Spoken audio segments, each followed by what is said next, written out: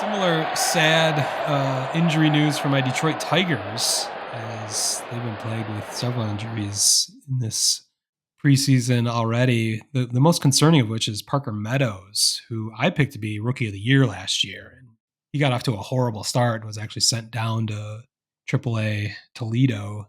He returned, though, and looked every bit the potential Rookie of the Year, potential MVP, just both offensively and defensively. He's already an elite defender in center field, but he was hitting the shit out of the ball in that second half for the Tigers. But he came down with a bizarre injury I've never heard of. He's got a nerve issue in his throwing arm where it sounds sort of like it is not his funny bone, but it's sort of that idea where how you feel when you hit your funny bone. It just hurts, but then it goes numb for a bit. Well, he's like stuck in the numb phase of that. I don't think it's necessarily a pain issue, but he just doesn't have feeling in his arm.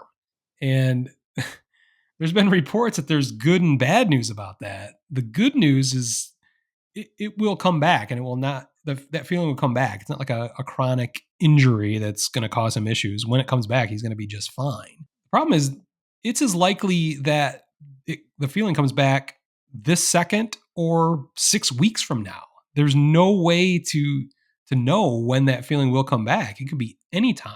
So in the meantime, he's just shelved and not playing. I think this is like the first game of spring training where he had the issue. So that's a really disturbing thing for the Tigers, who he was going to be our leadoff hitter. Of course, Manning center field, which is a huge deal in the cavernous Comerica Park. Be a big blow if he doesn't get that feeling back soon. His availability for opening day is in jeopardy. Even though when he does eventually come back, he can get right. There's no rehab or anything he needs to do to it. It's just he starts playing again. But we just don't know when that's going to happen. Add that to the injury of Matt Vierling, who is potentially going to be our third baseman, also be in the outfield. It's just like the first week of spring training has been tough for the Tigers, who have reason for optimism, but as much as these injuries come along, it's frustrating to see how this could get derailed quickly.